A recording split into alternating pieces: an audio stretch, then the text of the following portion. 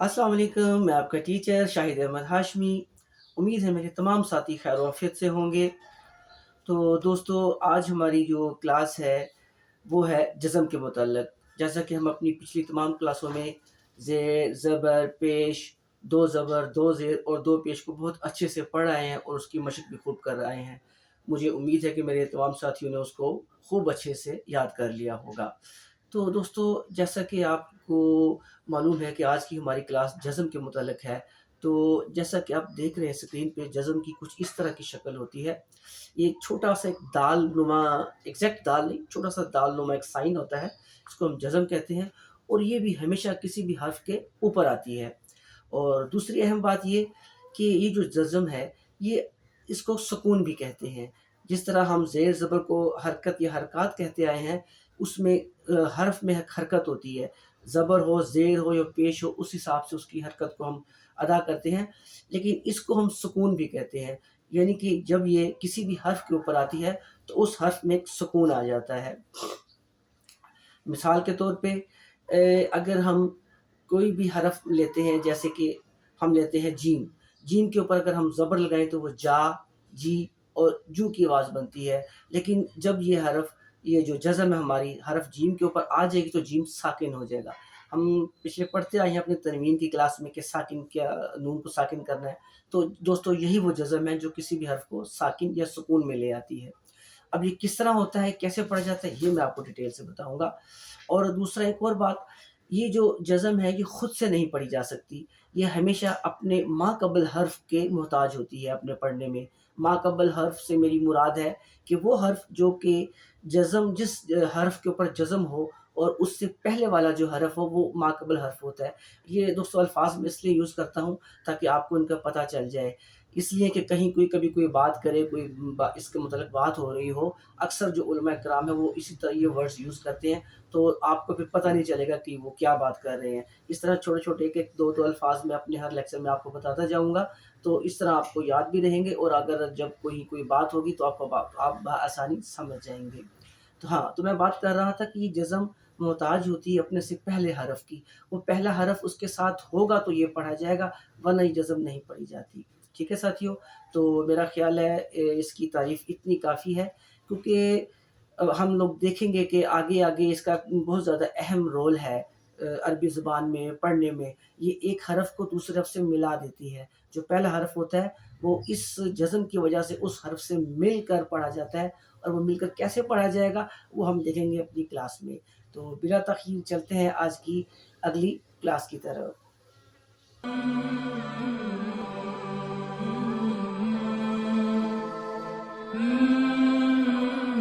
अऊज़ु बिल्लाहि मिनश शैतानिर रजीम। बिस्मिल्लाहिर्रहमानिर्रहीम। जी तो साथियों, जैसा कि आप स्क्रीन पे देख रहे हैं, यह पहला हरफ ता है। इसके ऊपर जो ज़बर है वो भी हम पढ़ चुके हैं, ज़ेर भी पढ़ चुके हैं, पेश भी पढ़ चुके हैं। इसी तरह ये गोल ता है, ये 2 ज़बर, 2 ज़ेर और 2 पेश, ये हम सब अपनी पिछली क्लासेस में पढ़ चुके हैं।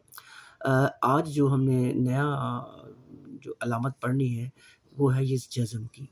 ये छोटी-सी दाल नुमा जो बनी हुई है, इसको जज़म कहते हैं। जैसा कि मैं पहले बता चुका हूँ कि किसी भी हमेशा हर्फ़ के ये ऊपर आती है। तो आज हम इसको पढ़ने का क्या तरीका है वो मैं आपको बताता हूँ। ये देखिए, हमज़ा ता ज़बर अत, इसको कैसे पढ़ना है? ये हमज़ा इसके साथ मिलेगा। ये जज़म का मतलब ये है कि अपने मा क़ब्ल हर्फ़, ये इसका मा क़ब्ल हर्फ़ है, ये हमज़ा।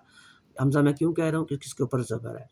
तो हमज़ा ता ज़बर अत, हमज़ा ता ज़ेर इत, हमज़ा ता पेश उत, अत, इत, उत। तो साथियों देखा, ये इसका पढ़ने का तरीका है। इसको हम इस पहले जो हरफ होता है वो इससे मिल जाता है और वो खुद जो हरफ होगा वो साकिन हो जाएगा। उसकी कोई आवाज़ नहीं निकलेगी। जैसे कि आपने देखा, मैंने कहा अत, बस ये ता सिर्फ़ बोला आखिर में, कोई ता, ती, तू नहीं मैंने बोला। हमज़ा ता ज़बर अत, ठीक है? इसी तरह थोड़ा-सा आगे चलते हैं ताकि आप दूसरे हरूफ का भी आवाज़ का पता चल जाए।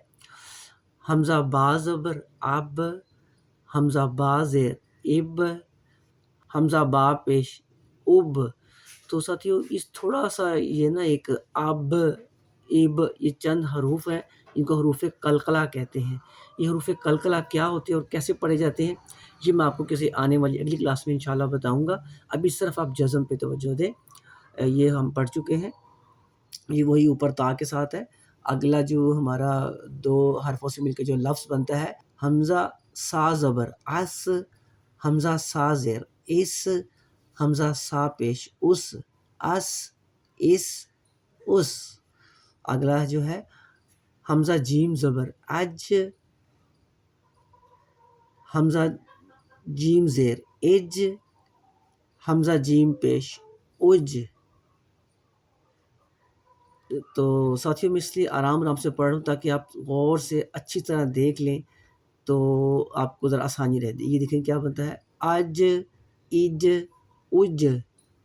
یہ حمزہ ہا زبر آہ، حمزہ ہا زیر اہ، حمزہ ہا پیش اوہ، آہ، اہ، اوہ۔ آگے جو ہمارا بنتا ہے حمزہ خا زبر آخ، حمزہ خا زیر اخ، حمزہ خا پیش اخ، آخ، اخ، اخ۔ تو دوستو اسی طرح یہ سارے الفاظ بنیں گے۔ میں 1-2 بیچ میں سے اور حرف پڑھ دیتا ہوں، جیسے یہ ہے ہمارا دال کے ساتھ جو حمزہ ملے گا جزم کی وجہ سے، حمزہ دال زبر اد، حمزہ دال زیر اد، اور حمزہ دال پیش اد۔ تو آگے جو الفاظ ہیں وہ بھی میں آپ کو بتاتا ہوں۔ جی ساتھیو، تو اگلا جو ہمارا حرف بنتا ہے وہ را کے ساتھ ملا کے دیکھتے ہیں کہ را سے کیسی آواز بنتی ہے۔ حمزہ را زبر ار، حمزہ را زیر ار، حمزہ را پیش ار، ار، ار، ار۔ ٹھیک ہے، اسی طرح ہم سین سے ملا کے دیکھتے ہیں۔ حمزہ سین زبر اس، حمزہ سین زیر اس، حمزہ سین پیش اس، اس، اس۔ اب شین سے بھی ملا لیتے ہیں۔ حمزہ شین زبر اش، حمزہ شین زیر اش، حمزہ شین پیش اش، اش، اش، اش۔